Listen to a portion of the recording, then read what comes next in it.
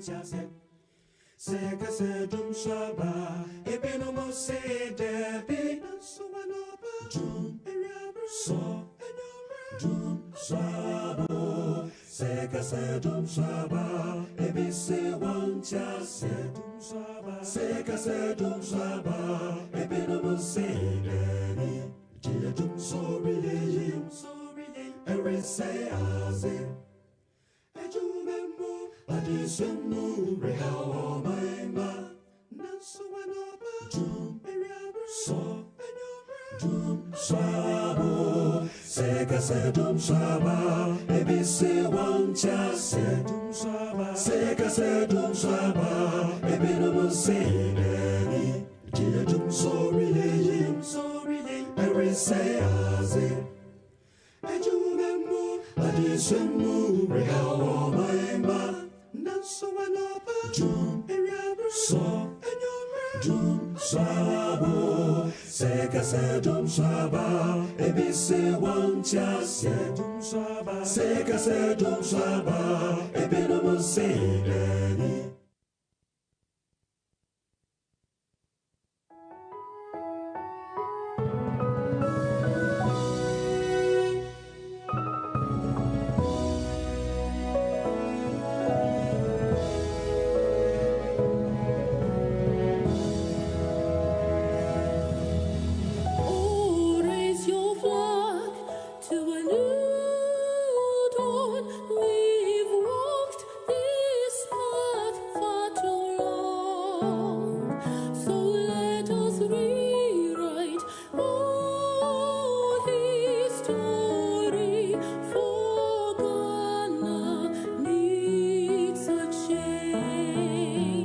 And may the heavens rescue this land. We need a man with vision to lead. John Mahama is the man for us. Oh, Ghana needs a change. Mumbai is sorry.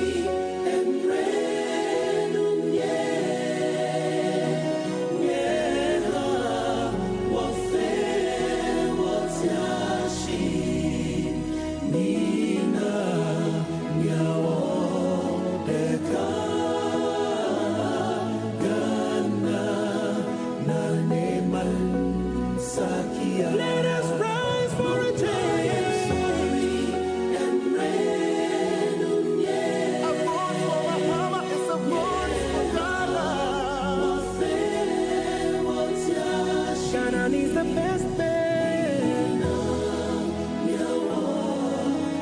Arise for a change. Ghana, Naneman, Sakia.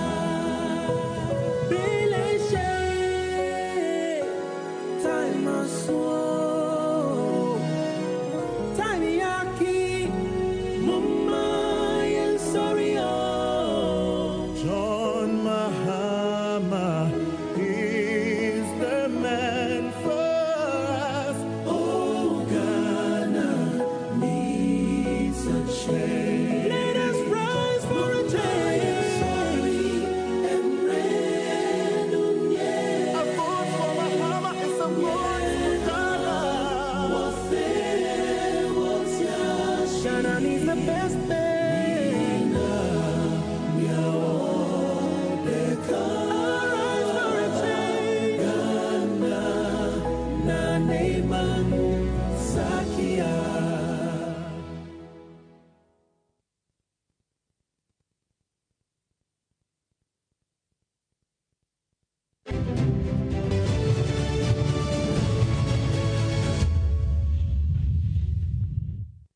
Daddy, I think it is time I put my business plan of opening a snack bar into action. Really? But why now?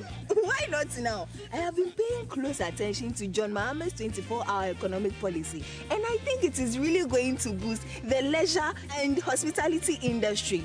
You know, when people go to work throughout the day, they would definitely need something small in their tummies, and I'll be there to serve them. But I thought I was the only one who listens to news in this house. No. Says the man born before computers. Tell him. See, we have the news right here on our phones, and we are keenly following John Mahama's 24-hour economy policy digitally. Digital man. Yes, I mean this. Yes. And one thing I can be sure one. Since the launch of my online delivery system, things have really been picking up, and it will be great to have the support of the government to grow beyond the borders of Ghana. And with the 24-hour economy policy, government will be able to provide an atmosphere of improved security and public safety, and also a well-regulated and monitored private security to facilitate round-the-clock activities to make it more safe for us to serve our clients no matter the time of the day. Well, for civil servants who work with the passport office, DVLA, customs, ports and harbor like me, running the 8-hour shift system will help relieve the large customer traffic we have to deal with within the current 8 to 4 p.m. system. We can effectively serve Ghanaians and foreigners within the shortest time. Hey, madam, I didn't know you also pay attention to the 24-hour economy policy too. It is what everyone is talking about. I will be glad to work in the afternoon shift.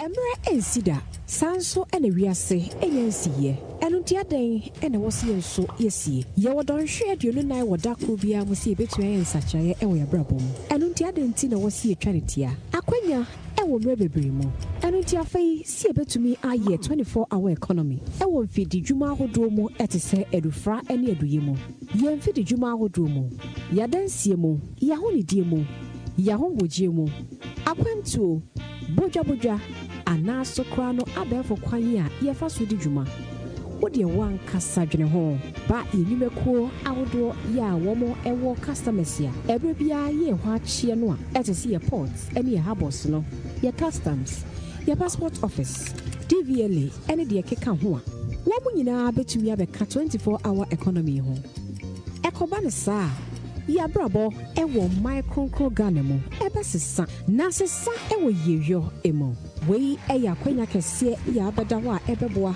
ami emproto nyuma afra kwananim eno nti brenu anie se wosie som se kua ni ahwese ebeye adwumaden aboa ama se ni suade hunu wei abemo na sada yesoi NDC amanyuko no ene betumi amana bemo ewo niema hodo a yeye ede aboa se oh my Ghana mpunto ebetumi ejina ne naso no 24-hour economy edi mu akotene na beboa ama eni suade hunu nyina ewie pegi pepepe eba yadensie affordable housing enwumesua entitiye yapomode ene de keka ho nyina ebewie mu die eno nti beka NDC ene John Dramani Mahama na boy ho ni ense so my Ghana emo my Ghana ni suade hu o my Ghana dai so entumi emrem emreni ho emo da sanibia eno nti breni nie fauntuma ebebo je ene NDC dia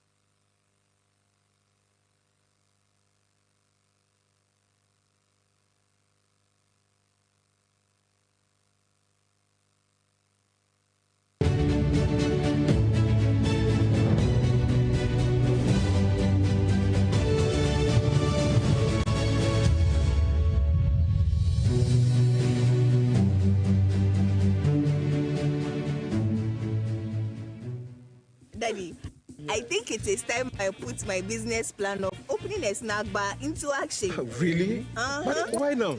Why not now? I have been paying close attention to John Mahama's 24-hour economic policy, and I think it is really going to boost the leisure and hospitality industry. You know, when people go to work throughout the day, they would definitely need something small in their tummies, and I'll be there to serve them. But I thought I was the only one who listens to news in this house. No. Says the man born before computers. Tell him. See, we have the news right here on our phones, and we are keenly following John Mahama's 24-hour economy policy digitally. Digital man. Yes, I mean this. Yes. And one thing I can be sure one. Since the launch of my online delivery system, things have really been picking up, and it will be great to have the support of the government to grow beyond the borders of Ghana. And with the 24-hour economy policy, government will be able to provide an atmosphere of improved security and public safety, and also a well-regulated and monitored private security to facilitate round-the-clock activities to make it more safe for us to serve our clients no matter the time of the day. Well, for civil servants who work with the passport office, DVLA, customs, ports and harbor like me, running the 8-hour shift system will help relieve the large customer traffic we have to deal with within the current 8 to 4 p.m. system. We can effectively serve Ghanaians and foreigners within the shortest time. Hey, madam, I didn't know you also pay attention to the 24-hour economy policy too. It is what everyone is talking about. I will be glad to work in the afternoon shift than run off to work in the morning. I leave that for the younger generation. You are really too old for that. And old boy, what are your thoughts?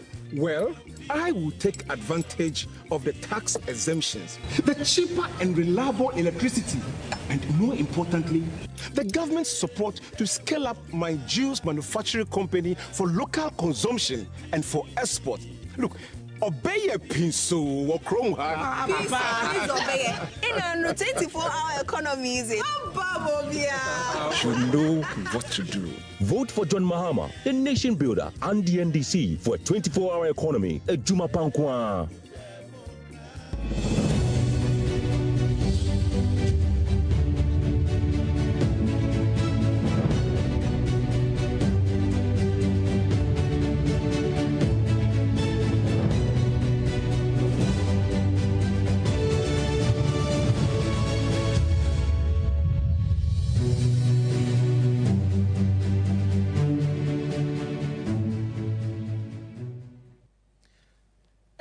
Adeshimamba, imubia adwo, imubia kwaba, eba NDC 360.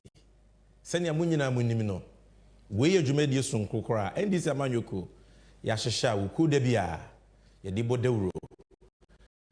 Afa NDC amanyoko, and ya Frank for His Excellency, John Dramani Mahama, a woman on my Ghana. Haso ena di ye main wetin tiban nsem we ko twi eba basa nyina yini makoma ko chechim ma akora keto akora etiase eno ti ye mo bia kwaba to this 5th edition na mamini kan fa chopa kese ma obi a say ifiti ase no we had some technical hitches with our sound. My technical crew tells me say everything has been rectified and we are ready for the 5th edition of NDC 360. Na busia for send ya munyina munimi no Bidin de Sammy Gyamfi Mosomfo NDC amanyoku achiame hene me na medi dwumadi ebremo ukuda we any ukuda bia at 8 p.m. And there ni edi hu nkomo. We have 2 segments for you today on Moment of Truth editorial. Yedi nkomo about ya sitina munsem. Say nyema koye ana enkoye. Ghana sikasem ene hefa ni gina na ne fapem te say. And we are reflecting on the economic bankruptcy and excruciating hardships confronting the people of this country. So stick with me. We are NDC and youth segment, and we are the Bebrel. And today we are hosting the Honorable Member of Parliament for the good people of the Sunafo South constituency, the ranking member for food and agriculture, Honorable Eric Upuku. And then a birthday, but Honorable will be joining us in the studio for the NDC NU segment. Now, Abusiafo, ansakra na yede dwumadie no ebebrel no meshwew so we Ghana ni na voter transfer ekoso no nte ho asem a hye ne nso se from the 30th of May in our battle commission efiti ase a ye voter transfer and proxy voters list. And into we Ghana ni na ene baby a wote no watu kwan akọ baby foforo untumi nkoto aba wo baby a wodin wo a take advantage. The process is going on till the 14th of this month. Na ko baby a sisi wo pese woto aba no na yenyi wodin fi constituency embraho. We salute all our executives and all our officers, our supporters who are participating in this process. Se bibinti 7 December untumi nto aba so a ye be stress e wo be power bi na wa ma ne tumi krata isi fo betumi di ne din akọ abato nwoma fofra your friend proxy list na wato aba amount jumedie send na munyina munim. It is live on social media on NDC 360 on Facebook, NDC 360 official on X, dodo one friend Twitter, and NDC 360 official on YouTube. So we hear jumedie on any of these platforms yadawase. Like the link, comment and share. Tell a friend to tell a friend that NDC 360 5th edition is on, and this is a show you will not regret watching. And to be a dream prim, we'd like to welcome everybody once again. We'll go for a quick break, take a 24-hour economy ad nearby. Yeah, the moment of truth editorial na bro. Medase. Guys, the way job no dey this country side. If I plate pay and they go your kids straight. I hear say brothers they do 2 to 3 jobs for that side. Oh, Kofi, I agree with you. My bro will complete university like 4 years this. Still they search for job. He rep application like 200. All for water inside. He for straight safe. Guys. All this unemployment where they go on for this country inside could be sorted out by John Mahama and the NDC's 24-hour economy policy. Easy. How you go do Simple. John Mahama and the NDC say them go encourage and support certain businesses, make them operate 24/7, preferably on the 3-shift system of 8 hours each, by creating an enabling environment that will promote productivity, competitiveness, and well-paying jobs for us after school. Good. But men, make a busy question. We can companies and businesses with John Mahama and the NDC they refer to. The 24-hour economy go primarily but not exclusively focus on agro-processing, manufacturing, pharmaceuticals, constructions, mining and acquiring industries, leisure and hospitality, the sanitation and waste management, digital startups, business process outsourcing, retail centers, financial services, modern markets, transportation services. Some public institutions like the Ports and Harbour, Customs, DVLA, and Passport Office are all included. What the BME be saying, there are no limits to companies and businesses will go benefit from the 24-hour economy policy. Mensa. You sure say this 24-hour economy system go work? Kofi Pa, no be you where right you talk say menace they work 2 to 3 jobs for Yonki a day. So how you figure it happen? Word. The 24-hour economy, they happen for UK, France, Germany, Sydney, even in South Korea. So it will happen for you. See, this idea be very sweet. I'm not gonna lie, it be very sweet. But people they can one district, one factory, planting for food and jobs, moving from taxation to production. Where these ideas all pass, you all 10 beans. That be me my problem. Trust. Guys. Make you not forget say or see a day your John Mahama and the NDC we build the Atwabo gas plant. The terminal 3 for the Kotuka International Airport. And the Meridian Port Service Terminal. We right now it be the 2nd largest harbor for the West Coast. Where them all to the web 24/7 as they speak. Then man, if you happy no, guys, me they talk something no. For trust there, John Mahama they start to among all of them. Vote for John Mahama, the nation builder, and the NDC for a 24-hour economy. Ejuma Pankwa.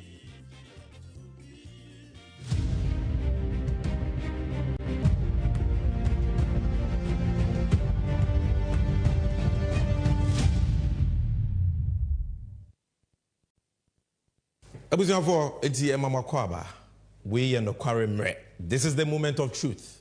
Eha ene yenya abotre. Ede no krensem a efa ye man Ghana ho. Ekwan aban wote so yi ebu oman no. Ne ye yi nsem no mako se ne be ya akraketo akra betumi atiase. Here we serve you with the truth and nothing but the truth. And then komo ya ye babedi efa menu mi no ho. Efa wo ma ho. Efa wo nananom ho. Efa ye mampo a yenyan wo mo ho. Efa ya sitting mo ho efa obi a ho. Nti for so fem me kakra. They said the media come out here no. We are talking about the Bruni say reflections on the economy, on the economic bankruptcy and the hardships facing Ghanaians, part 1. And ne ahochra ewo ye memo. Abenedi Ghana for FM. Esu a yesu. O mai sika semo a enne bibi atete apansa no. Ehun komo a ne yedi na we ye ne fa edikan part 1. Na busua say ye to aba eyi aban a aban no ye de nyina ye tumi ehye ne nsa se onhyehyɛ nyema omu oman ni ye ne nyina ye nya impuntuo ne ahoto ewo ye man Ghana mo nuti ne ye to aba enti aban bia ya to aba yi ne wo Ghana bia no o waso die bibiri se obɛhyehyɛ nyema na oman na fa ne ntoma pefra na omanfo so adi ye na one of those duties say dwuma ya de sha ban nsa no de hia ba ko pa wo mu ne se omanfo etim omubotom omuyem de omubedi de omubehye adwuma omubeye aban no beye enhyehye pobru ni se aban no be create an enabling environment a ema obi adwuma koso na obi a setimi kona no obi atimi nya bibitu ne botom de hwe ne ho na busua ene ne ma. This is very important. Wenti ene yetoaba. Na mobe kaya 2016 yekotoaba. Die ne nsemo a aban omutisui eye NPP aban a owura Nana Danko Akufuado ene na bedi akire Alhaji Bawumia e kachre Ghana for. What did they say about the 2016 economy? And what did they promise us? Boshebe no mo de mayen. Dear no mo kan about Ghana sikasem at that time. Ye bebu nkompo na ya kai ye ho. Enti hwe we ma misisi e. I think this country is going through quite turbulent times, and we need a change. And I think this is why Nana Akufo-Addo has nominated me to partner him to bring a different vision, a different way of doing things, to bring, a vision, dedication, competence, and integrity to the governance of this country. And I hope to assist him in delivering this vision to the country and to bring in, to usher in an MPP administration under the leadership of Nana Addo Akufo-Addo. This country is destined for greater things. I am very optimistic about the future of this country, and I believe if and when the good people of Ghana give Nana Akufo-Addo the mandate, we will make a very positive change in the lives of the people of this country. The suffering that the people are going through at the moment under the administration of the current government is quite needless. And we believe quite strongly that with the leadership of Nana Akufo-Addo, we can make a change in that particular situation that many Ghanaians find themselves in. So I humbly have accepted this nomination, and I hope by the grace of God to do my utmost to help Nana Akufo-Addo deliver this vision and to help the MPP get elected in 2016. I ask all Ghanaians to come aboard this train. That is a train that we will lead. This was Alhaji Bawumia in opposition. Emra no mampenye Akufo-Addo aboni dia power ne se omeboa no mumu o man Ghana. O se o Ghana for wa ho chire. na wokyerɛ ne wo hia senke be wa ahokyerem e needless na omo ba one Akufo-Addo ba no mo de ahoto ensesa mapa e be ma ye ho atoy aba enye no nko a he spoke about the kind of economy they will be giving the people of Ghana and also hwe we ma mesisi I want to leave that to breathe, that we are going to build a new economy, a different economy, and you will be hearing a little bit more, because you cannot just criticize without providing alternatives, and we are going to, and we have, anyway. You can tell us something, as to what exactly... I'm telling you, it's an exciting, I will tell you what it is not. It is not a doomsday economy. It is not a dead goat economy. It is not a friends and family economy, right? It is an economy that will create jobs. It is not a doomsday economy. It is not an confirmed economy. Economy adia hotoni yo enimpuntu beba. Na Ghana for say ati yakoto abamo. Na nya no nkwa no mokan. Ora ba womie ya. Sanso kansem wakese about how under the MPP the economy was going to grow and grow and grow, and there will be jobs and jobs and jobs. And also Shema Mrs. Economy is going to grow and grow and grow, and we will have jobs and jobs and jobs. This is the economy of Nana Addo. Abusafo eno na mote na omasumu nti ene ye baba behwe se sa boshe na omode share no ensem wa kese a omo kan ye no ensem wa na asikyire wom ensem wa na ewo wom adokodoko nsem a se bi mpreduasa uko ngrom ko ka kire boa moti akro bedi wachi afi ngrom abafie ye omo ka kire Ghana foi ene akosisen ye hwe economy no. Come with me. What do we see today? We had picture here that screen you see here.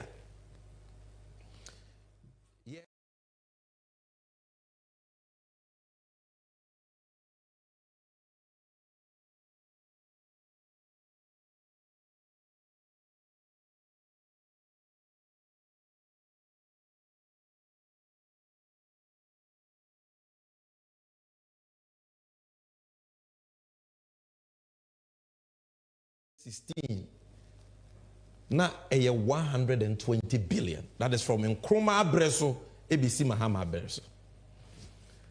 And they Ghana could do 658 billion. I can't even say 650 billion. The Ghana Kadomoka said Dawson at 120 billion under NDC and Mahama. No more Barbeteson. They said do 658 billion.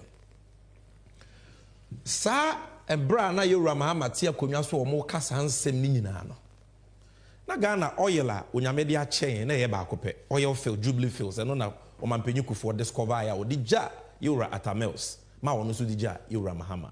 Enti oil sika na ye nya na ye kakra bi we're getting just about 40,000 barrels of oil a day.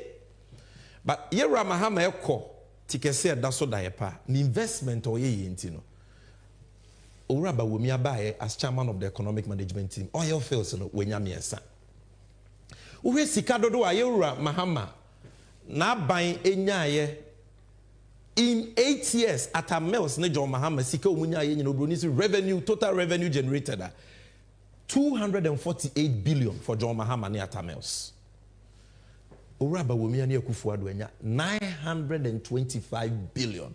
Just say at a mills ne John Mahama sika umunya ya so mo de bu Ghana no omanya no moho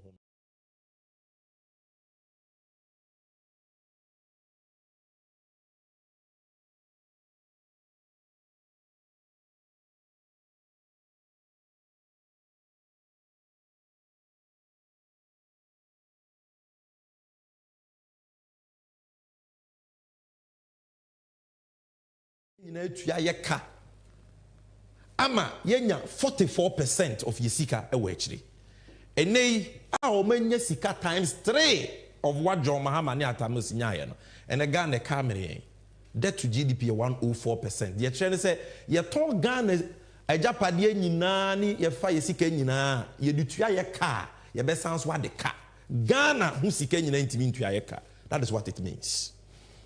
Inflation impompon so anyama bofa sokosro Mahama Abreso a ne ye twa na dapa ese ni di edi na tem no na 15.4%. Ene ya Uraba Wumia a chairman of the economic management team and vice president no 25%. This is after say a call 54% in December 2022. Then according to the World Bank, Ghana for 800,000. A free ahutom eko ohia buburu. This is it, inflation rate. Ofa dollar rate na mahama abreso na dollar e cost 3.8 3.9 4 cedi cost 4 cedis 20 pesos obenya dollar back. And then the same dollar back e 50.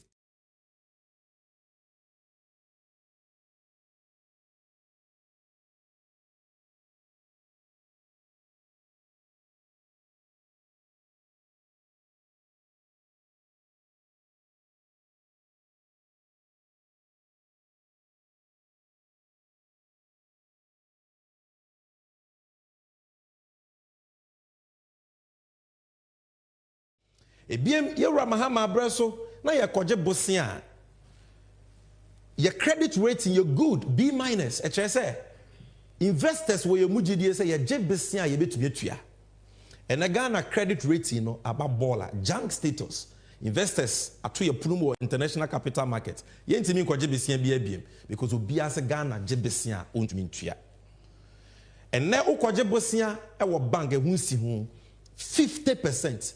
When you need 40%, besia hunsi ho. Dia na obetimi de sa besia na ye. Na wetimi atua sakai. These are the people who said they had the men and they were coming to change the economy. Na ye nyina ye ho atoyen. And ne 50% interest rates in some banks. But Mahama Abreso a course na 25%. And I can go on and on this, the state of the economy. Na who baby o my Ghana ye gina sisi enyema tetia pansa ma economy no aban na bono owura ba womia ne akufuado o ma say o man no, and that is why we are all suffering. Na busia obeka say what happened to the exchange rates? Me table no me dru baby na me ka dollar asem exchange rate dollar there na ato Ghana cedi and I'm a dollar at a Prague. Now, how far with the economic fundamentals of Rubber Umiaka Hawasen? Maybe I'm not a refi into the video with my Mrs. here.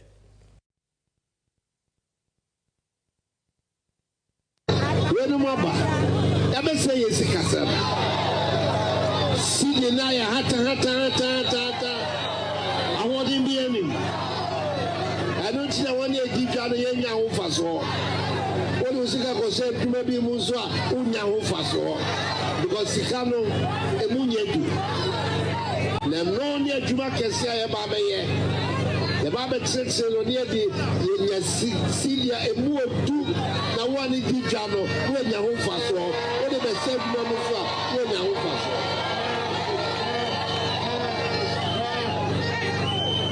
ekahubi tina me kofa abawomia so be kame ho ye hye ye sika sam no eyi na sika no e munye dubio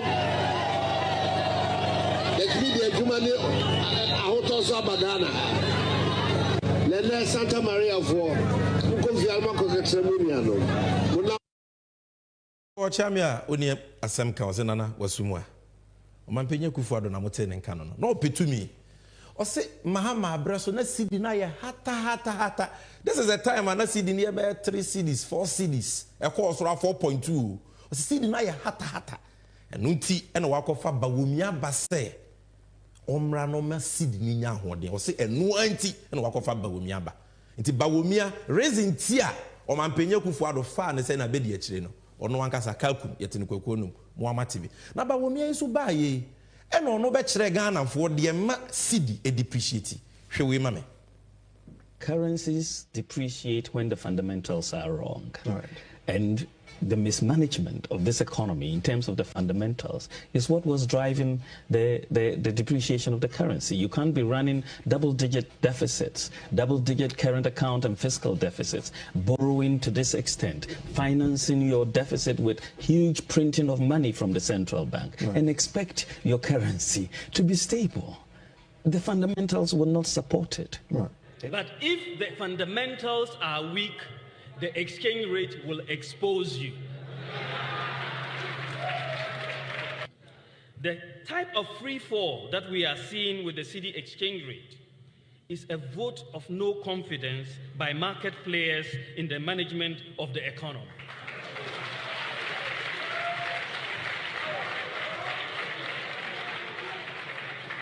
Indeed, many market players. What the can't Kufuado in opposition? I said Mahama Sidi no aye hata hata.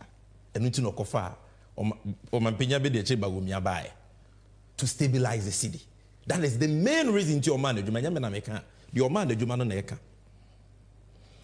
And Oraba Wumia say, Sambreno, na city need depreciated because the fundamentals are weak. On the catch yo. Just Ghana sika sem fapemno. Na yem mere inia hodinvia under Mahama. That is when the dollar was just about 4 cedis. And also say, if the fundamentals are weak, the exchange rate will expose you. Now the entire exchange rate will expose you, dollar do 4 cedis. Say, on one no more Bible say we no more sem ye be buafo, and I be buabem. Or say the entire na fundamentals na ye weak, you know. And they say investors any GDB our Ghana sikasem because Mahama say Ghana sikasem. In the name, apostles of strong economic fundamentals. You ready akwesi. The only TV is eye Ghana sikasem be ejina. Imprimpri ameno kase as compared to 2016 na MPP for kasa ansem ni nyina. Enti de di kan ye dollar ene ye sika wiase nyina ye di dwapa Ghana so it is the same. Mahama abreso a dollar cost ro pa it was 4 cedis 20 pesos medical catch no create do. And now meno can say dollar a 15 cedis 7 pesos. So what happened to the economic fundamentals number we make 17. Oh you dollar free wa obujan for sika pa bi mu Ghana for the dibia e safer. Because the MPP ka dollar asem a MPP communicators say oh they say dollar enya hoden. So it is appreciating against all the major currencies. What about the safer? John Mahama Breso now 1 million safer. Ukita 6,000 cedis. Titisikano 60 million na ubenya 1 million safer.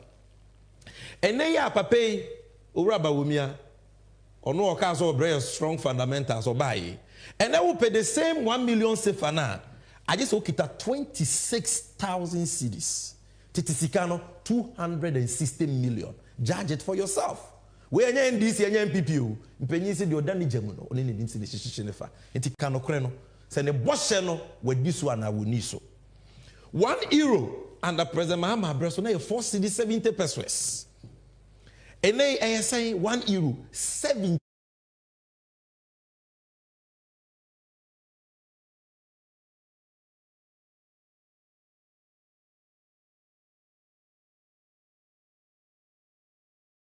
1 British pound sterling. Mahama Breso no mudi na terminal. Omo organize lectures. E kasa abrofo akese no. 6 cedis ubenya 1 British pound sterling. And they go to any forest bureau. And you 20 cedis. Baby krano 21 cedis. Into where they amaba wumia to fobo. This is the economic fundamentals. Naba wumia jana numu wa waka wanse bebribi no. Kasa ni nyina no. This is it. Now busanfo, I showed you a table maka inflation. Maka credit rating, meka brofo akese economic terms, dollar safer. But what does these indicators mean for the ordinary Ghanaian? What does it mean to you? In Susanso ben also. Oh, and also Uraba wumi achre. Sagana ni bia opeso hu in Susanso economic indicators yi ewo also akudwom. Ono ni dwomu ano opposition no ta kopa ye malata market. Nti hwe we mame. Ye ba ye be ko malata market. Been increasing. My visits to the markets, whether it's in Malata or Tamale or wherever, suggest that food prices are really going up. That is clear. I mean, in Bolga market, for example, as I pointed out in my lecture, maize, a staple, maize, you know, where we eat tozafi every day from maize, went up by 60% within just the last year. More than 100% in Accra. I mean, you know, so the point is that when you look at the cost of living, you know, the benefits of a single-digit inflation rate doesn't seem reflected in the cost of living. when you look at this is a time where under President Mahama Breso, na inflation in pomponso anyama bokosro na aba from 1 to single digits. And on or maybe a and or rubber women say even though say Mahama the inflation about single digit no. So single digit inflation we here because or no cob malata market brobo akosro 60%. Esrema brobo akosro say it is jomu bo at the end yemfankasa. But we na chere you malata market asem. And the inflation and single digit 25%. So yanko jum yakoma malata market the end you kuhu ye. Enyema ye disi dan. Ghana ni bia wo hwe me bia na obobra. We enye ndisi enye MPP me say was sitting mu asem. Obobra na de esi wani so ne se wo ye adwuma wo sam wani mu fifire na wonya bibi kakra. Wo betumi dia ye japade bi. Wo ya sitting mu e de na ye japade. Dan every Ghanaian young person aspire or must aspire to build. Enti enyama bo enyama ye disi dan ne bo te say. We iron rods. But we have favorite markets. 2016 iron rods were 16 mm. They are ton 2,800. 2016.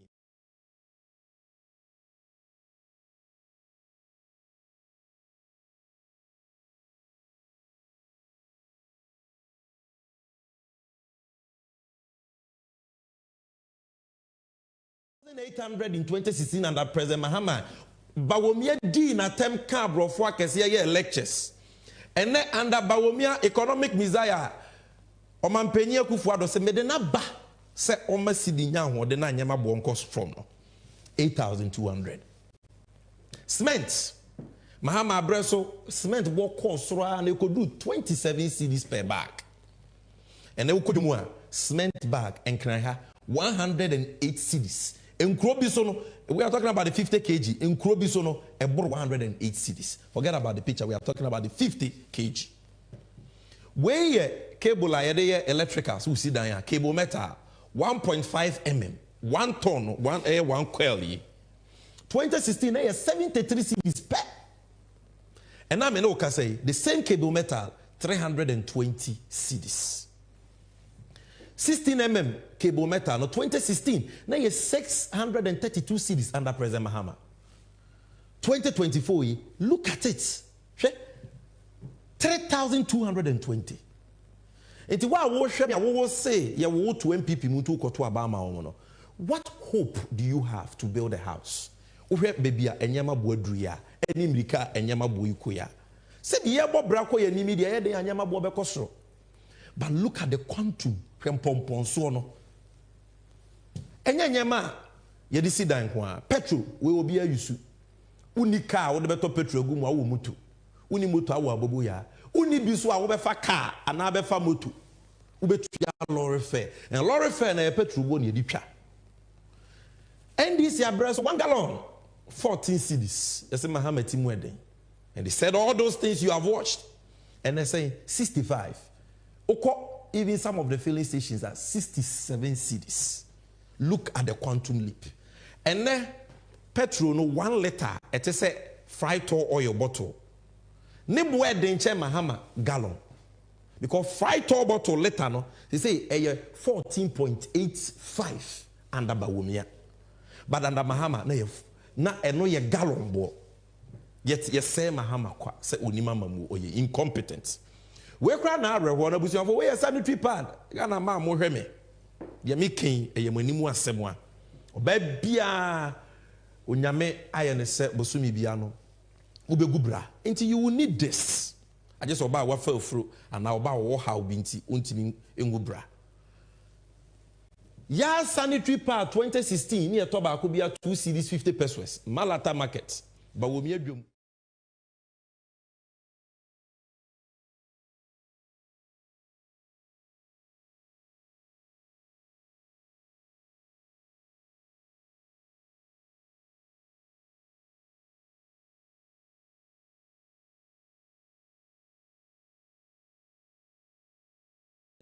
Soft care. 3 cedis 50 pesos in 2017. And then 18 cedis sanitary pad. So it is not just building materials. It is not just petrol. even sanitary pad. The Agusu Yabiani na Yetobi. In those 2016 now per rubber bucket bakusia 8 cities.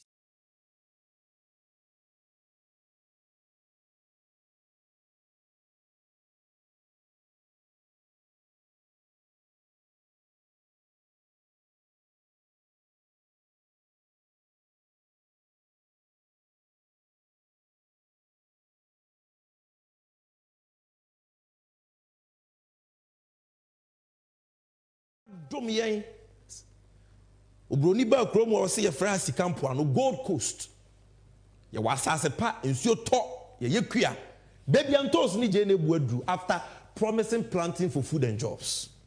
Gary lo kani o Gary boys e de be wo beans na atu ama omadi ana on de be trust tokens for school muso a from 5 cities in 2016 to 30 cities as we speak e wa Accra e bia wo krom de e betumi awo form kakra ba Accra 30 cities. A bro bag, Kasiano, 170 cities under President Mahama. Yes, in the team where the only mama and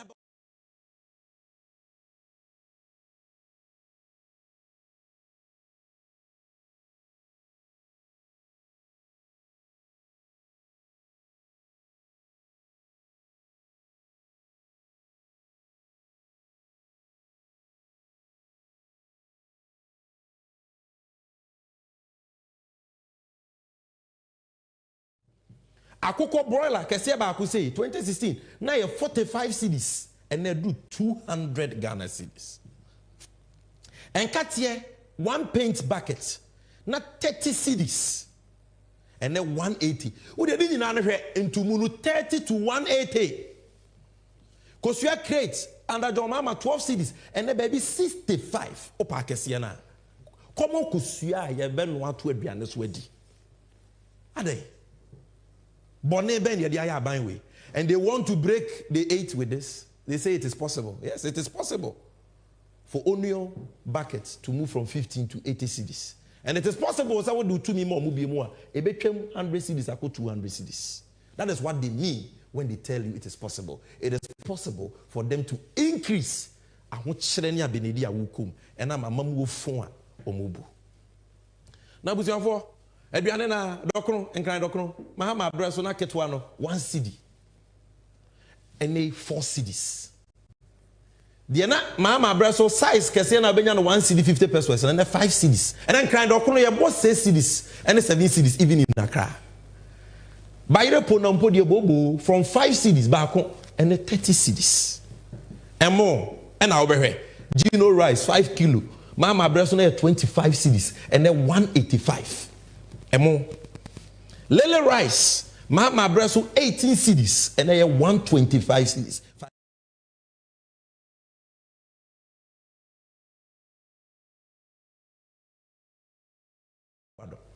Obekazo Sammy Gyamfi ne kojo muntino enyema no bono de biaka ho. Me na me kojo me ni me nuaba Daniela Mavis Daniela, member of our communications team. Ye ko Malata market me bona baso. But se woni bi be de achinya hwede da so ye, we de efri multimedia o Joy FM ene omo stations ne guso no omo so akodwom entos adaka kese no de omo so ko hu yeni omo se January 2024 ya we de 2016 na entos adaka kese according to Joy na 1,005 and no raba wo mi ade akọ 6,000 60 million to 70 million entos adaka kese. This according to multimedia. Mako bucket kese no so multimedia for call almost say June 2023 last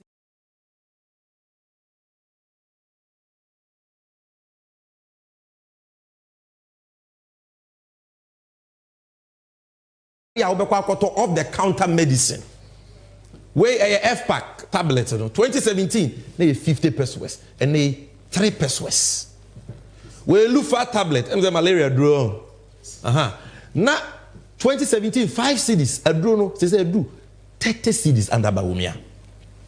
We mojadro ferroglobin syrup and Mahama 30 cedis and 100 cedis.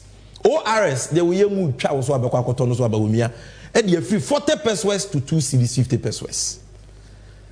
Ko kwaye okoto ko adro so anosol cream 2017 4 cedis 50 pesos say 118 cedis cocoa brew.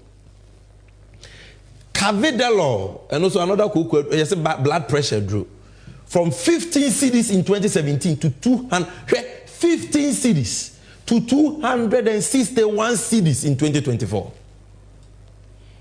Fox Ziga 70 cedis in 2017 year and 840 cedis. Just look at this. And you want to vote for these people again? Now go back from fire saying. Fire saying. Now we say for yes said your daddy jemuno. Isi subiem on the name say isi shenefa. Ye end this yaman yoko jom dia ko huni. Na dia na jomfu ankasa so ka. Hwe we ma here. Previous na bona esi ho amusi mu no anka be 2.5 and 300 na so sisi na 9 million and now transportation na akosuro nti na sisi enso first na anka we ye bebo na bebre si ho na so sisi we ba ko 5 cedi ana nketu anu myensa 10 cedi sa na ye ni sisi ya enti niama no boye de enti sombe bibia fa ho ya ebebo ye sifa no so kwa na ekosuro eko a atachi bibia nti amanyama no bua na ekosro sesia ntos adaka 7,000 sana eton adin so ye hye so aye nto wo be hye ntos fitana pasa won ton hwe fitana pa ma ba me nto ade mpo endu 100 cedis akita ma ye hwe wo GM time na ye ton ntos ne na enye sewo ntos ndu 2,000 ntos ndu we mpo endu 50 million mpo it is sesia we say na ntos edu ntos edu 7,000 look of about man omuso tomato na ntos ni sisi ono mo fitana pa ba betrasisa uko so better lorry fe ukita ma wo fia obehwe wo it ye bro ye branca samanu ye bre GM ye hia wankasa se bra na ye bre bibia boy say bibia boy ye din amaye yantumi nto sefa bibia akoso dollars akoso ye ho atire ye yantumi ye ho hwe uba market fidana pa odidi once be ondidi biom amo ba ko no ye 10 cedi 4 ye 40 cedi tini for na bujo for ene da ho no. These videos we have a lot of them and this 360 akojom die jomfo ma de ma menom de nua ma the meme wojomo mudi dweye adwumaka in subsequent editions. This is just part 1. We bring you a lot of those videos. While so you can ask them. And that wow cry na wotu botomu ato until you know. Said the American no no create do na there be any. Na obi beka say how did we get here? Den and on my Ghana. Itimi koda amna donku we mo. Aye na yesika se nyina tete apansam a oton a yento. Ufria yentua udon sa hye obotomu a ensi hwe so adentia eyenye ma nan a egu screen yisu they can reckless borrowing besia aban we abo yetu omofo mu ntie no mo brobosia enega na ka kosoro amene ya yentimi ntua ye ka no na ama enu nti obi ani gidie we yesika semu no eno na ama yesidi na ho oden no atofom kra say Ghana ahochire aba excessive taxation etimodern taxes a owura ba wo mia ene o mampanya kufu ado asesa agu yeso titiriu enu nti na wo bere no reckless spending sikadie basa and corruption and profligacy katasheshe green pesani kumunya chronofita. That is the reason why we are suffering. Na mamenka eka no wasem kakra besia obeka ya oraba wo me wadi Ghana for bonio adokodo consem. You remember what he said about borrowing? Say Ghana ye wo sika ya tisika so come there. That is what Akufo-Addo said. And Bawumia said eni say ye bo besia mpo de ye kwan ye to ye roads na we can get money to construct a kwan ye hia wo Ghana nyina. Wo de hwe video we mame. We don't have to borrow money from anywhere.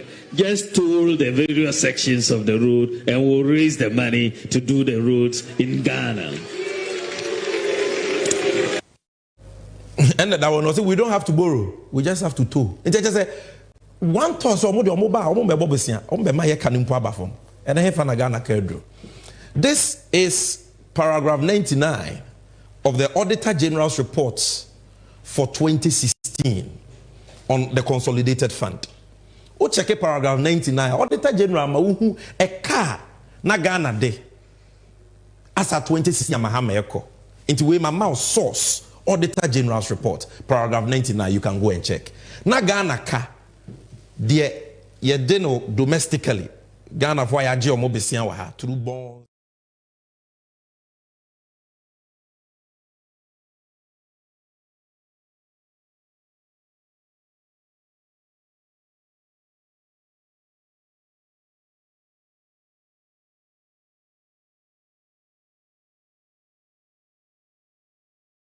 Kroma, Kutuka, Efrifa, Echampon, Ekufo, Dr. Hillel Liman, J.J. Rollins, ya Papa Kofo, ya Papa Tamils, John Mahama, Omunina Kanono. What said ye?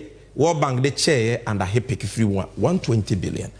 Now, and about Womia, or see, and see a Bob Bessiampo ye coin, a Canada do saying. This is Ghana Web, 25th May 2024, and a Bank of Ghana the way by. Ghana's public debt reaches 650.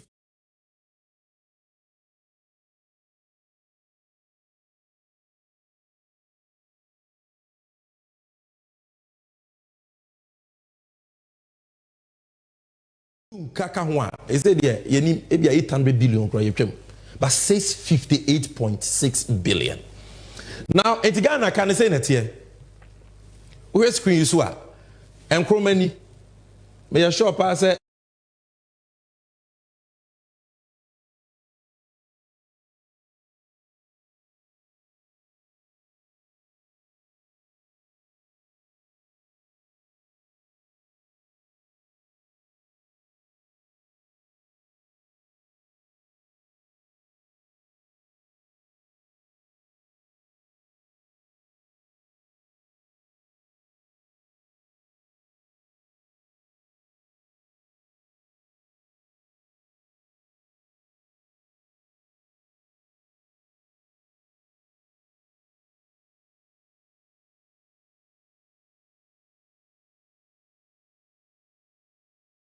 Do I 30 million now? Ghana any aware me, including MPP, including Woba, Wawonenge, Obi had the cat 22,000 Titisicano 220 million. Oka wo de no no. Na bisa said, dear na mind you sika we ya when ya so mfaso a wo de saka buburu we. Excessive taxation. Aso mo kan nsem wo mo kan ye. Ye de me ba ye me kan hwe nso ma no. Asem wo amaka bia me tu mire na ma kire osie na mama obi adi. Ye nkɔ hwe de ba wo mi akan ye. And Mahama I will say, Muhammad Timwe, the taxes are banned, the taxes are hurting the economy. And then you can about moving us from taxation to production. Producer, give me those two videos. They are hurting the economy. These taxes are hurting. And therefore, you are not going to get the growth. And when you don't get the growth, you will not get the revenue. And when you don't get the revenue, you go back to increasing taxes to get the revenue. And then you are in a cyclical downward spiral. And so they have it wrong. And we will change that particular policy. We will use the tax incentives to grow this economy. The MPP will shift the focus of economic policy away from taxation to production. So we are going to move away from taxation to production. From taxation to production. I said, Mahama Bresunity or the taxes don't do Ghana for so, and it is hurting the economy. Into a move here from taxation to production. You yate. Uraba we me taxes or the other taxation to production here. Dedikai COVID levy. This is the only government. What will show me? You can check. We are seeing na check say yare boni coronavirus e baby kum nipa no. O mind ben ene de yare no adane tax eto boni ato ne manfo so say. Te senka malaria. Yes, you malaria levy. And our HIV levy, and our cholera levy. Where the COVID-19 levy, check. There is no country in the world. I just allege by Womia or promise to move us from taxation to production. COVID came since 2021, 2022. Yeah, that's what COVID levy be seen there. This 2024 you move, and yet they continue to blame COVID now. Or more who levy aba. And COVID levy is when you buy COVID levy on VAT flat rates of 3%, into a VAT flat rate of 4%. COVID levy on national health insurance levy of 2.5%, and national health insurance levy at 3.5%. And where you are indirect tax, auto insu, auto paper, auto ebiane. Anything you buy, ideal make, because you are COVID levy. Taxation to production man, but we are doing no aye. Or the modern tax ayenti bimpenyin semda e levy. And Canada 1.5%. Your casa you about 1%. In the neduma ni ho. We hear ni brand or ye juma. When you see kaka krause me sendi bibi ama meba ana mibusuani. Or ye momu na ya 1% at tinisika. Yet Bawomia told us. Say momo dear a year for na ye ni say ye de to so and 1% momo and other electronic transactions levy. Financial sector levy 5%. Boys, every you are more bread. Or better be anywhere of the back to Chachana and the back to bet. Ben every you want to do a crown in Yongo Bokrono. Or Kocha match Manchester versus Arsenal, Manchester versus Arsenal, no Dika Kraswa. But we have 10% betting levy. Energy sector recovery levy 20 pesos per liter of diesel and petrol. And on our petrol, why dear Yentimintiano, but we are the Abba. Okoto LPG gas so wasanso we share ho 18 pesos of energy sector recovery levy. The gas so yentiminto. Ya san kra so the boiler tax ato petrol ni diesel so enti na yentiminto 10 pesos per liter. Yet ye hu bi omode boiler tax na ye efi mineral na emene ye e wo oman Ghana mo. 2.5% increase in VAT enti na VAT akosro from 12.5% to 15%. Growth and sustainability levy. All these taxes on Ghanaians. They said here, the so Moto, Aboboya, Mahama, Kambu, all of them car bibia a generating musie biano. You calculating musie na yeti to 100 cedis. You the twaba. All these taxes by a man who promised to move us from taxation to production. You know understand me? Na ade ba ku bia nso ama ahochire we aba apart from besiabo bebrebe na asay o man izikasem. And etimodin obroni say draconian taxes see no reckless spending and corruption. And reckless spending the about we the catch on say Ghana your problem is not revenue, it's about prudent expenditure. Share evidence in the Mississippi. Ghana's problem is not about resources. Our problem is the efficient and honest management of the resources. Ghana's problem is not about resources. Our problem is the efficient and honest management of the resources. Ghana's problem is not about resources. Our problem is the efficient and honest management of the resources. Akufo-Addo lecturer, economic wasted. Ose Ghana your problem enye sika do ba ye nyi o. Na emom kwan ye be faso wa yusu sika ni yi ama manfo enya so mfaso. Nti ene yemi so wura ba womia Ghana sika bebrebe na monya no. 935 billion in total revenue in only 7 years. As compared to Owura Mills ne John Mahama 248 billion. Wo de ye den. O man penye Akufo-Addo aso e ho no mu disika no. Office of Government Machinery. Fikesiem ho. 2015 President Mahama it is worth 453 million cedis and a call. 2016 or the 718 million and a call in the office of the president as I'm making. Oraba Womia will say yen use Ghana sika efficiently or by 2017 or the 1.5 billion a call. We year 2018 or the 1.9 billion and a call. 2019 or the 1.9 billion and a call. Mahama there no 453 million to 780 million. Yet Bawumia says it's not efficient use. Or no, from 1.5 to 1.9 billion. 2020, 4.3 billion. 2020 billion. 2022, 3.1 billion. 2023, 1.4 billion. 2024, 2 billion. These are the apostles of efficient use of the meager resources of state. COVID levy, all the taxes, office and let me tell you some of the things they use the money for. 2022, Omo report on the Parliament, Omo Penye Kufuor office.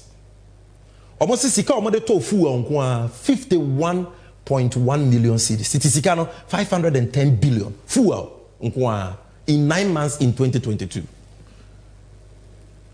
President Kufuor ne to our call no 2022 16.9 million ne to keke 169 billion. Omo to car tire and car batteries. And 50 million cedis, 150 billion in 9 months in 2022. 150 billion for car cover and a car battery. Cabinet retreat by 4.8 million cedis, 48 billion. One cabinet retreat at Peduase, one meeting a Kufuor ni ministers 48 billion. Private jet we mshena na or chata na na mepeno. We mshena.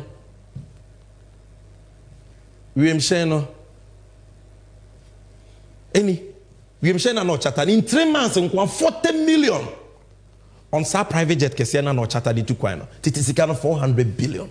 This is what they use your money for, and they come and tell you say efficient use. Our problem is not revenue. So if the problem is efficient use, how efficiently are you using our money? Look at Chrono Ecoso, look at the waste. Not too long ago, we were talking to you about Pualugu Dam, Sika, $12 million or Mashenekwa. Sky Train, $2 million or Medinikwa. Temamoto Way, $2.5 million or Medinikwa. Ejapa, 153 million cedis or Medinikwa. PDS, over 2 billion cedis ashe. I can go on and on and on. And that is why their own party for MPP for Namu defended. When MPP ni nchire Kennedy Japan. Muntie de Kennedy Japan, waka about the Ekoso. MPP is looting this country as if there's no tomorrow. Why? Who really cannot get on government? What do you mean? The youth of this country are not working.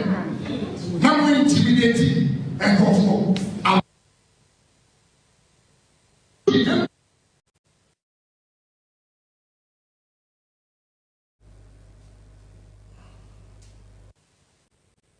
What do you mean? The youth of this country are not working. Now we're intimidating and control. That was Honorable Kennedy Japan. He is more MPP than all the MPP people here.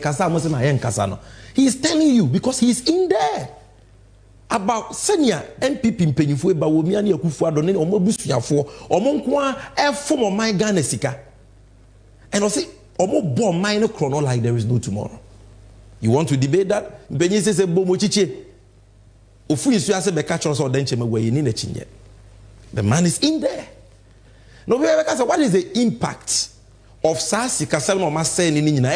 Edwomu boa edwomu nyema ne boa ye de nko ana. No, enye no nko a. Her story we mame. We a Ghana Web story. Ghana Web. Let me zoom it. Producer, if you can enlarge it for me so that I can zoom it.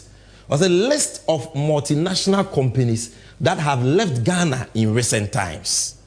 Enyuma yokunkwa amamu oboni nti omadwuma gu na omafi Ghana eno na mebe kire wono sa nyema we hu susanso no. It's about the nyuma egu e na obi afri Ghana ekọ amaye atwa ye ho ahia na because of that nti amanfo lose omadwuma amanfo no aduane ebo wo.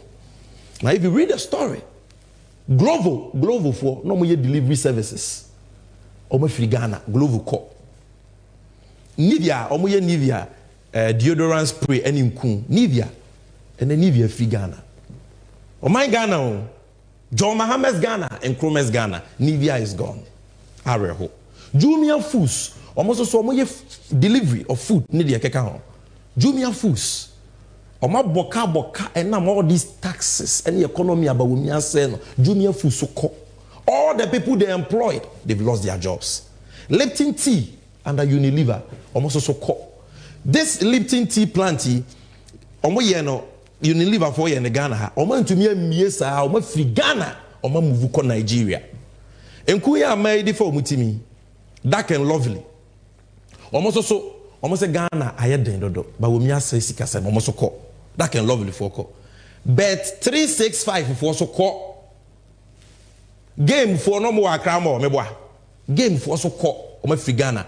Big, go for pen for pool, pen. What is happening to this country? Eh? Societe General, that bank, all these, I can go on and on and on. Producer, take me back to my presentation and bring you. All these institutions, they are going to Nigeria, they are going to Cote d'Ivoire. All of them going. Jobs are being lost. People are losing their incomes. Now, dear Nabawomi Abeka Faho, dear Nobeka, no, didn't say Gunity or Moreno. Dear Nobeka Faho, or say, oh, global factors. And say, you could share so for your kind. Or see,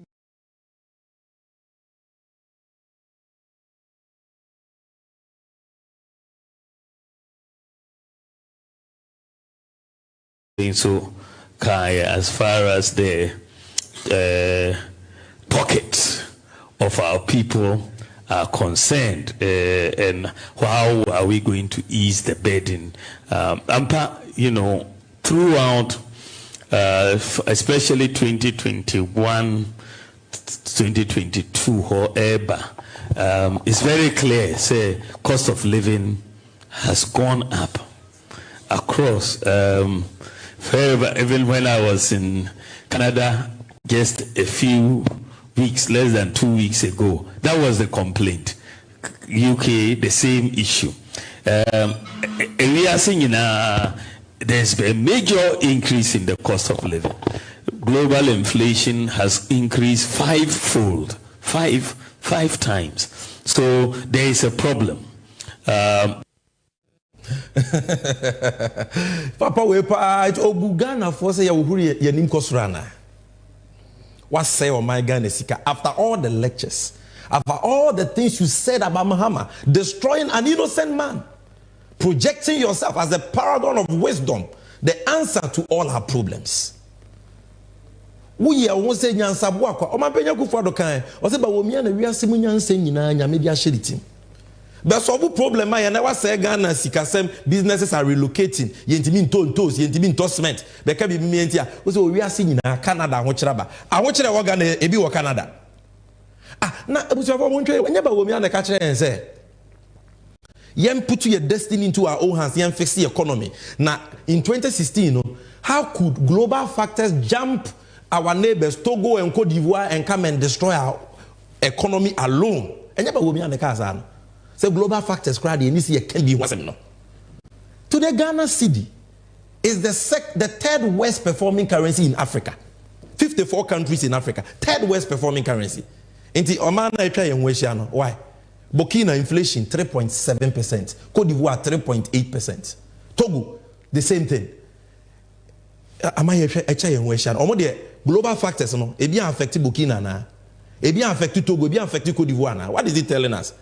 Producer, your Kaya about global factors. The question that you have to ask is, how can global phenomena skip Cote d'Ivoire and all the surrounding countries and only attack Ghana? How? How does it happen?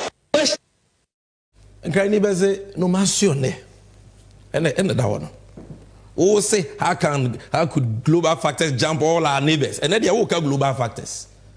Yet few months ago, so oh, be bad, they are going to turn the economy around.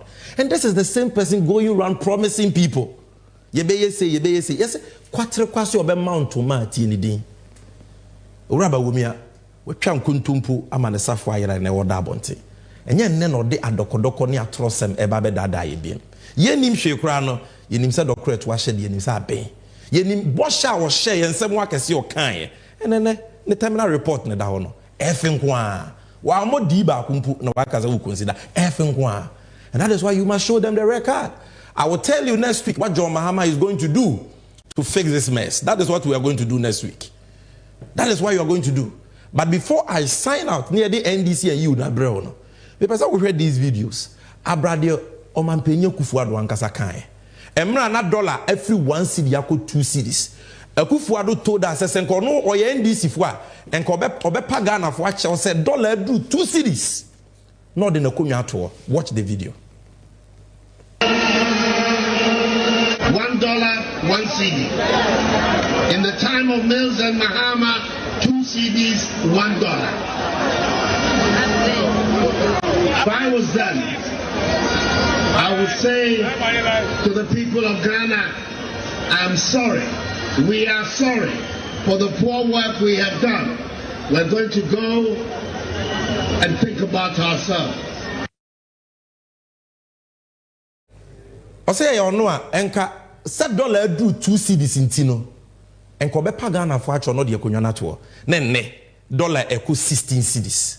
We say we should allow you to break the 8. At the Ghana for ye pese ye to abama Nebuchadnezzar or then na ba be see ye kon akunye prepo ana. Why will any Ghanaian do that?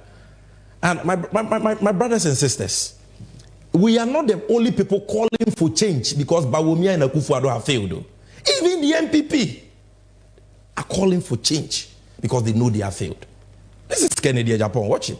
Tiedi Oka about why you must vote for change. Media no grace in Lumumba and I can Japan or my NDC ammunition. NDC for Muntikuruma. When the man said, when your fundamentals are weak, your exchange rate will expose you. When you were saying that $1 was 4 cedis, and now NDC for 3 cedis, 80 pesos, and today 11.5.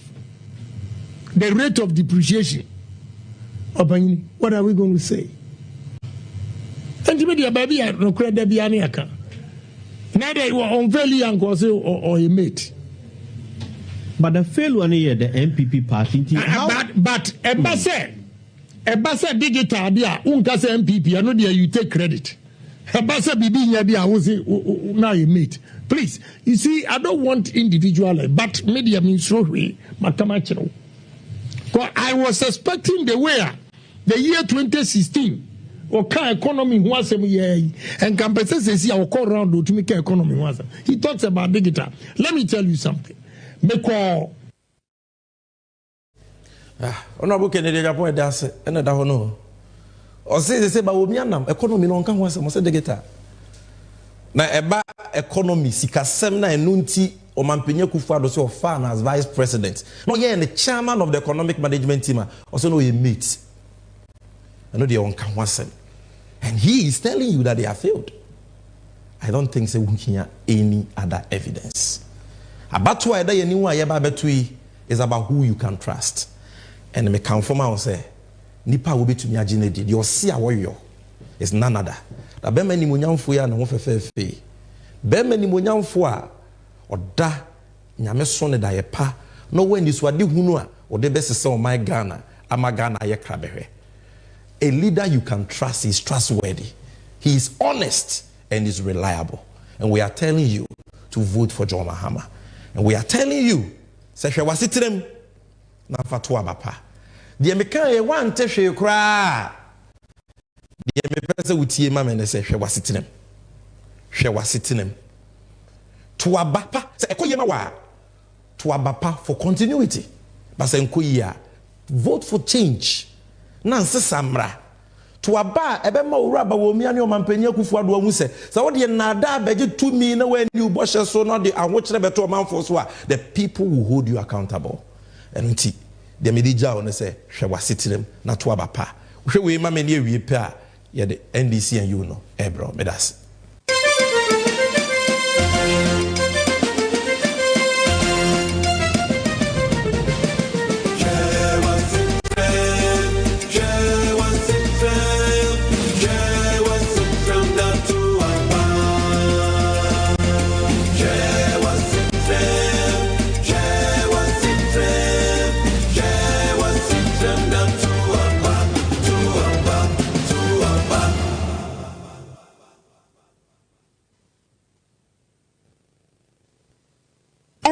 Sida Sanso and a Riase, NCA, and Untiaday, and a was so yesi. Yawadon shared you know what Dakubia was see between such a brabum. And Untiadan Tina was here Trinitia. Aquania, and will rebel brimo.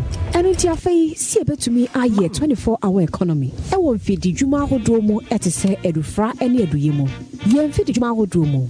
Yadan Siemo, Yahoni Diemo, Yahon Wujemo. Aquanto, Boja Boja. anaso kra no abefo kwan a yefa so di dwuma wode wan kasa dwene ho ba yenimekuo awodo ya womo ewo customers ya ebre bia ye ho achie no a etese ye ports ene ye harbors no ye customs ye passport office DVLA ene de keka ho a womo nyina betumi abeka 24-hour economy ho ekoba ne saa ya brabo ewo micro Ghana mo ebe sesa na sesa ewo yeyo emo wei eya kwenya kese ya abeda ho a ebeboa ami improve nyuma afra konanim enu nti brenu anie se wosie som se kwia ne abesi ebeye adwumaden aboa ama se ni suade hunu wei abemo na sada ye soi eye NDC amanyuko no ene betumi amana bemo ewo ne ma hodo a yeye ede aboa se oh my God mpunto ebetumi ejina ne naso no 24-hour economy edimu akotena na beboa ama eni suade hunu nyina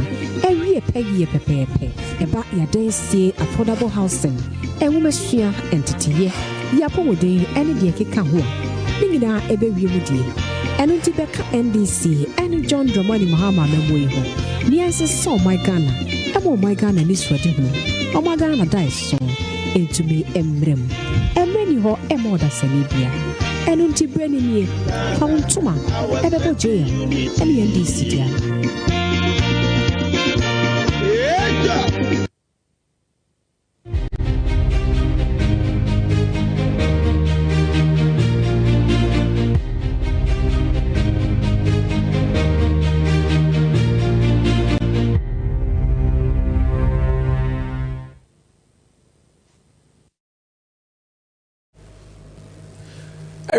Adeshe mama, ya mama kwa babiem eba NDC 360 so. The offended kind of which is the Moment of Truth editorial. And then wakasa about yasitirem huasem and the Ghana sikasem. Now this is the NDC and U segment. And today we are talking about Yura John Dramani Mahama. Na niswa di hunwa owo Emma free senior high school policy. You know that is a major policy. Mpempino yati outro na dance more MPP for about the NDC's position on free SHS. We were against free SHS and we are still against it. What about my NDC about free SHS mo? Eya no kre and enya no kre. Na there na Yura Mahama beye about free SHS. Free SHS na kra na bako 70 say. Ene ye de sound kobono nyina ene sanche chiremu ni nyina ebrel on NDC and U. And the person we have for you to deal with this subject is none other than Yura Mashebideni for the good people of Esnafo South, a ranking member for food and agriculture. Or no, NDC 360, the maiden edition, Yanini Fitiasia, and a fifth edition, or joining a beam. Dear the crown say, and a bad day. It's a birthday edition. You will pay a catty cake, or many wired in the cake wired, but still, on our work, who don't hear, but into a chair as soon as South, you know. Now, whilst I'm waiting for his presentation to be uploaded, no position for the person is Hanso Kai will be say voter transfer ecoso. And who here, the air came, you know, as I went to be on to a bar, you're useless. And need to make sure, say, you'll be able to vote. If baby, I want to say, and you want a waba. You best say we be call district office, the district EC office we ho no.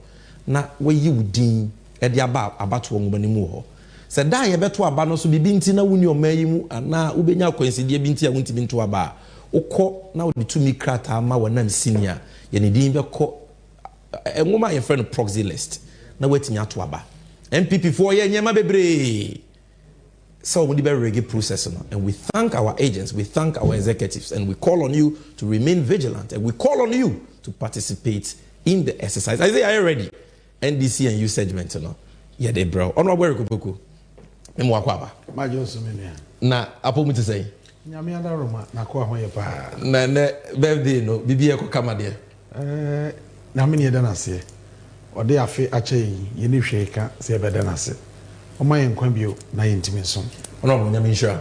Na onto nkom. Amen. Omo apomuden. Amen. Oma onyansa odema o Hene Solomon ni bi. Amen. Na fasom omanfo a ewo Esonafo South. Na NDC and you uni edi nkomo about free SHS. Me paso Ghana nyina etio. We are seeing nyina ehwe. What is the position of John Mahama and the NDC on free SHS? Yo. Yeri kameda wase so mama konya ine machia omo ehwe ewo man mu ne achichiri nyina. Ade ba ko a ehia wo wiase pa aye enwomesua. Na oman bia ode nwomesua di agro no ne man no nso kanko ekechiri. Enti oman ba bia wo man mu bia no ese wani ko oman no enwomesua ho. Ne senti yewura John Dramani Mahama Ghana mampanyi dada na ni so ade hunu a ewo secondary school a yekoni free wo Ghana no eno ho amane ene ne dai me de ebebo ye nyina na ansa na no mema ya bakosem kakra bi fa free education ankasa a ewo Ghana na de kwa se yewura osaje for Dr. Kwame Nkrumah ena 1961 o pass Education Act edeba say under section 21 obi okọ school eye primary ene sabre ne friend middle school ne junior high school obi anko ni free na oye nhye so asabre no na school aye kọ si university de na obi akọ university so e free sabre aye kan 1961 na university a ewo man mu no na eye Legon na actually 1962 no ye de KNUST so ebeka ho Tubako University free. Afe primary, middle school, ni nyina ye free. 1960 so ono akro ya scholarship secretariat. Now the support one we nimu ngoma. I was secondary school because secondary school under the Education Act no near prescribed fee kakra bia I was say obia etua. Na Kwame Nkrumah de sa ehihye e de ba yememu. Section 21 of the Education Act on sema otwel honi. Say primary school, area basic school, no middle school ni ade ye be ko ni free. Secondary no, say wo kwa e free. Na mum wo betua free kakra bi practical work, nyema be use so kakra ho. Training college ni ade ade nyina etehye ni nyina e free. E na oye sa ehihye no. Na 1967 obekaya 24 February 1966 e na ye wura free fa odituo etu Kwame Nkrumah amamu no eguye.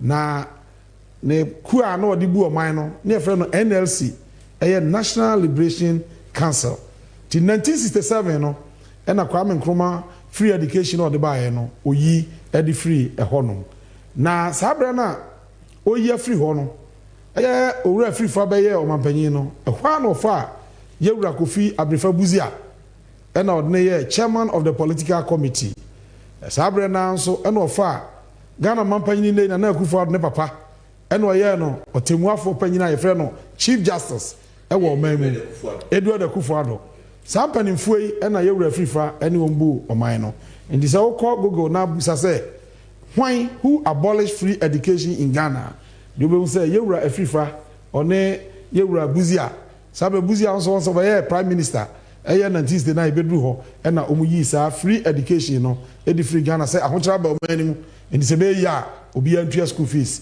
na yenko sebe ya oman bibia ebeka kama na yewura Kofi Abrefa Buzia apart from so ye chairman of the political committee no ono so be ye director in charge of civic education ano man on anti bebia no church amount for civil rights civic rights afa 1969 ana owura free fire say obe sign the oman no efi soja mamu mu akọkẹmẹmika because so ẹni wọn sẹ yẹ twẹ constitution a yẹde bẹ si democracy no ẹkyi ẹno ne yẹ second republican constitution nti wọ́n ti committee sẹ committee no na nhwẹ constitution ni Chief Justice ẹyẹ Edward Akufo Addo ọmọpanyin Akufo Addo papa na ọka committee no Dr. Kofi Abrefa Buzia na ọka committee no sa committee na twẹ 1969 constitution tí wọ́n twẹ constitution no ọmọ nfa free education no ama 1969 constitution no emu na je say e free 1969 ba no aye school fees se mo nko a na ye ka no oman mu nti ya to aba 1969 wie no yewura Edward Akufo Addo aye omampanyin na ote akonyo si na ado ne papa ene be Ghana nyina mampanyini na sabre ne era ne parliamentary system nti de na oda aban nanim awa adwuma yemu no aye yewura Buzia enti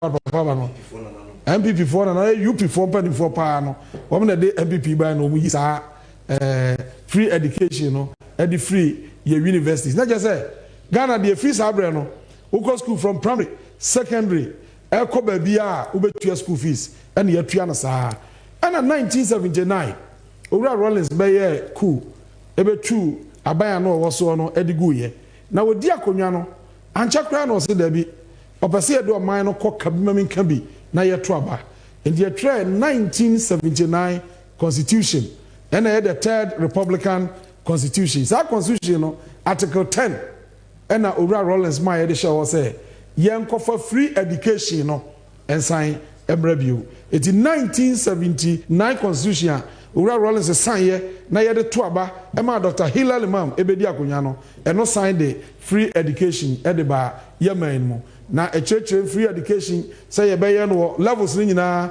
basic primary and middle afi ye be ko secondary ye be ko tertiary any adult ayina ama men comment na sa amamo no ye de constitution to obayi Dr. Hilal Imam no anche ena Rollins in pen for san be tu Dr. Hilal Imam amamo no bu ye afi de the constitution no anya dwuma bio enti ye tra military rule until 1992 ena Owura Rollins here say do minor koka mamenka bi enti yantwa constitution a ye de besi ho a ye man e betimi do man si na soja amamo obi nya dai emma bio enti efrefra amanfo nyina se wo momra na yantwa constitution be kai Ghana Bar Association a lawyer for omso de wo munya bi MPP ko no so ni say a lawyer for na eye mpanifo mu enti ma MPP panyini bia ni ho a odno share emra ye twa 1992 constitution no na sa constitution no under article 25 and Owura Rollins in penny for edition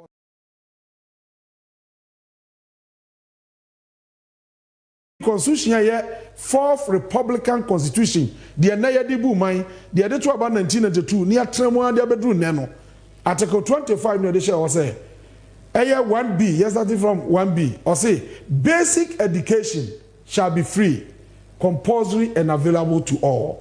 There's a basic no primary any JHS no e be free ye be say compulsory afa obia benya bia ko say available to all that's 1A now ye wie e ho na ya hye no say atwede no free no was say yemra number 2 1B was secondary education in 8 different forms including technical and vocational education shall be made generally available and accessible to all by every appropriate means, and in particular by the progressive introduction of free education. Was this a basic now? Primary JHS and secondary. Now secondary no in all its forms. Say technical, say vocational, nina ye be free.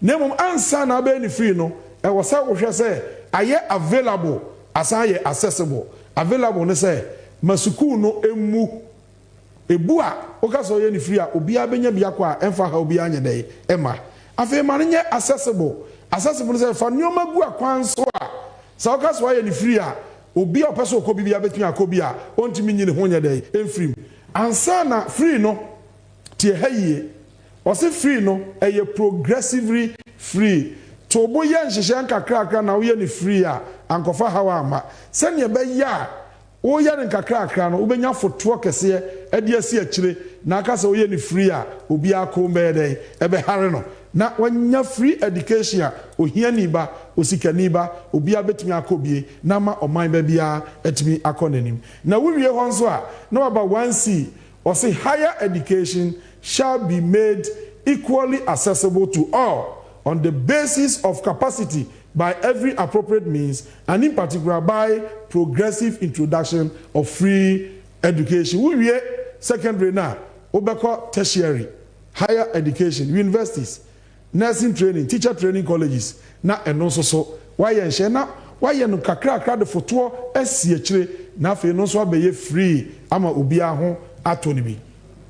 Afi we are school adisua hodo aye nyina obeye ama no so aye free na obia etumi akobi wey ene nea article 25 of the 1992 constitution no e ka kire him na kan say was ye free education so ye mi say ho da be ne en hase Odi she constitution no amfa da yen hyase anka ho a obi aba say o she constitution meye yenye da enti article 25 chere free education e pese de ba no ene ba article 38 of the 1992 constitution clause 2 ene de share ho say the government shall within 2 years after parliament first meets after the coming into force of this constitution draw up a program for implementation within the following 10 years for the provision of free, compulsory, and universal basic education. Or say a bra ya de constitution here, mano. A day di kaya parliament by a meeting. E kosi nimfie mienu. Aban bi awo Ghana konya so bia no obeye program. Aye friend FQ free, compulsory, universal basic education. Sa program na be no yanhwe say within the next 10 years. Sa program no free no be dey e be hyase. Yet about 1992, Parliament meeting 7 January 1993. Sadana Constitution 1992 no a shas year juma. From 1993, it was 2 years there 1995. Sadana Rollins abina also. Timrano share no say on your policy framework. I a friend of FQ. And why FQ no say so here we are. And juma within the next 10 years. In 1995, it was 2005. Not 10 years na day aso. In 1995, it was 2005. What would the president be our Ghana no? Sa we say ye be free education say. Sa anya sa na se 2005 to akonya no so na wa anya free education na what to constitution no we breach the constitution of Ghana. Ti betu do afa mra kwan so na ya impeach ya do akonya ye den afri unsam. 2005 duru ye no na ye wura John Ejekum Kofo, one and a Ghana Mampini. Into a by any woman Shabagam, and was sending a Ghana Mrano Semino. Baby, I had to say, I'll see a share free, compulsory basic education, you know, I say, and a Urako for a share, a free, compulsory basic education, I say. Or shall see, no, the Oyan said, or introduce capitation grant. Says he can't from what basic schools, no, and after the bar say, a year. Sa basic school so ni nyina no yen try say ye be no aduane school feeding na omonya bi adie o sa aduane na say anche na naban no e free so na owura mess buy no be buy free feeding no school feeding o buy mu se be ye obi abenya aduane ni bi aye dey adi o buy mu anu school ni nyina adodo na aye dey enya bi na yenya aduane mo ho ana ode enyoma hodo bebre so e be ka ho na niema ono so edebeka ho no ebi ewo ha ebetumi abobo enyoma good open enyama owura mas edebeka ho de odebeka ho no bi eye free school uniform because say eye compulsory we ye ni free about compulsory be yenhye so about time bi amfane ba anko school a ye betumi a chene say we do ba na bro nti obetumi aka say meni atade nti owura mas the free uniform by obedi aka say meni mpaboa into ono so introduce free sandal say yefama school kwala no na fe o say yensanya yenyi suku adan a ebi ni ho na ye konu nuase no eye schools under trees yenyi ni nyina free ho na yensi school adan no fa nkonwa ngum onkoto akonwa afei yema books a obe kinkan ne ho bibia yema atade enhye yema mpaboa yema capitation grant a yefa school no afei ye no aduane wo school mam wadi a afei na Ghana ebe ye mra se oba time bi a wawo ba e wo so okọ primary school ko JHS so amfana anko a wudi for yan twaso if say bibia wo so ohia ko school bia aban dia ye dey e dia ba eno na mouse yewura mouse one yewura John Mahama eye ho adwuma ebra yewura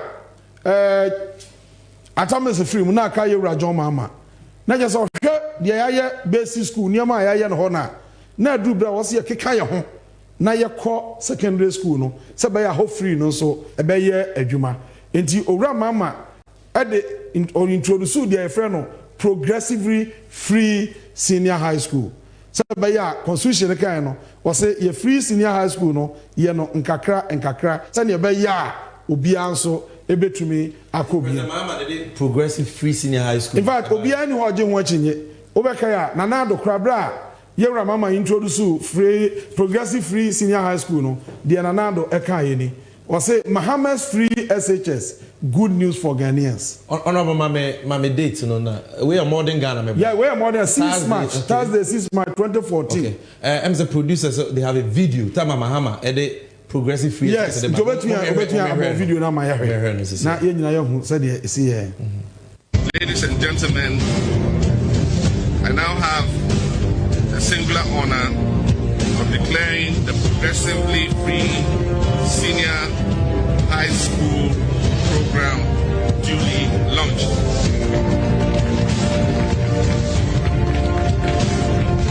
Ladies and gentlemen. Well, the Honorable Eric Opoku Kaine and what dance when Mahama launched progressively free SHS ewo ekumfi utuem ewo mfin free mantemo. Honorable Twasomai. Enti yewra Nana Danko Akufo-Addo Thursday 6 March 2014. Obo yewra dwomama abaso se eyadwen papa se nia constitution ne ka no wa hye ase kama so ewo man na constitution no was se obeye secondary school ni free a manenye available na enye accessible ansa na nkakra no free no atoaso de enti a was manenye available says so am school na emu na so we ni free no obi aso okobia better no manya school na kom eno how ni ahokyere beba no we ye hohwe a enye dey enye yi bio se wa anya no progressive nkakra na so we ye no bum no anya sika nsi akira e de how be ba chance nanka wonye free SHS no intina the framers in the wisdom of the framers of the 1992 constitution omhye say yenya ne santi sabaya school no bebu no owura mama de si nani so besi secondary school makomako 200 ogidises wo yes secondary school makomako 200 ebe kan de wo hodada no ho a ebe ma secondary school na bu a wo ye ne free a obi anso ebe nya biako sabra na 2012 campaign no obeka ya nana do so ka say one the ogise 200 secondary school graduates and one the obesi 350 secondary schools say be ma na bu na obi anya bia dey akọ ba yewra mama 200 community day schools no o hyase bra onya atumi no edi mu makomako 124 de o state say osi adan no na obefiri akonyaso na mu 46 wa wie ni nyina kama basa me there's a story me kan kire oda bra na me regional minister yewra mama ba sunyane na yekobie new longro eye secondary school no eye yi blog and yes no abrosa traso 9 eno wura bi ba mo so pesa de na semi to omapanyima amanim na mka so afa no aba ebe ko bro say da bi Eric manim na mintie na sem ena president ma me de no ko no nchen okwa no sin ko be yesusu obi a kire president ma say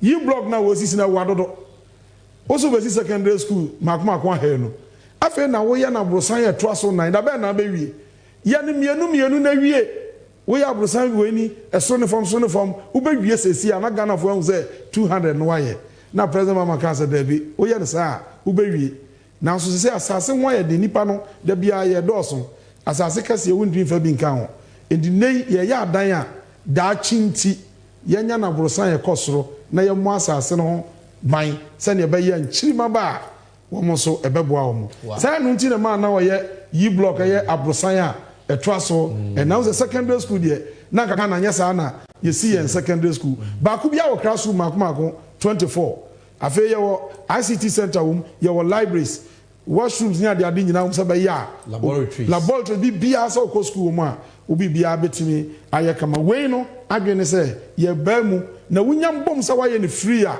afa obi abekọ a enko ye double track bi bia mem na obi anya school ni bia ye dey akọ now ebra yewra mama introduce self progressive free education no ya kan ni ban bi say oh there be we dey wanya hwe kra sa ho so can kind 2017 budget MPP bedi akonyom de ba parliament paragraph 781 e ho no mo twere say Mahama introduce progressively free SHS omo ankasa budget no paragraph 781 na self progressive wabo ho ka 25.96 million and I say what they say in the sector for the period under review included an amount of 71.91 million for the provision of subsidies to senior high schools. 25.96 million for the implementation of the progressively free SHS. Kenoforiata ne ka say. Kenoforiata budget ne nyane dia. Akufo-Addo. Obe president ma Nana Akufo-Addo. In the original parliament no boy amane say free SHS amama by 2016 a car or ball ho no. Na you say clearly so bi aka say John Mahama started free SHS na enye achinye bia. But Sammy ade ehia me pa ne sa point we say. 2014 na Yera Mama started project bi Ghana ha. And also availability any accessibility are you prepare for the full implementation of free SHS no. Now your friend no secondary education improvement project. Now that project way World Bank my Ghana bosia $156 million. So $156 million no yet the scan see 23 brand new blocks this account 200 no afa secondary schools are Ghana nkrase na omuni facilities no yes select mu mako 125 wo dan so omuni ICT centers omuni teachers bungalow ni ade say ye pagam ade mfidie ade adam papa akọ ama school so abeya akese aka ho afa yes select nkwala mako 10,400 omo ye ehia forma bubro sesa ankola we eye progressive free na ye no womo ye be mo nyina ko school no free a woma wofo entua city enkola 10,400 no ye select womo free secondary schools emakomako 231 ana sa enkola no emanko aye 6,400 ena emema so eye 4,000 ena sa pro benefit ye na sap no package a na ye de mankola ni package no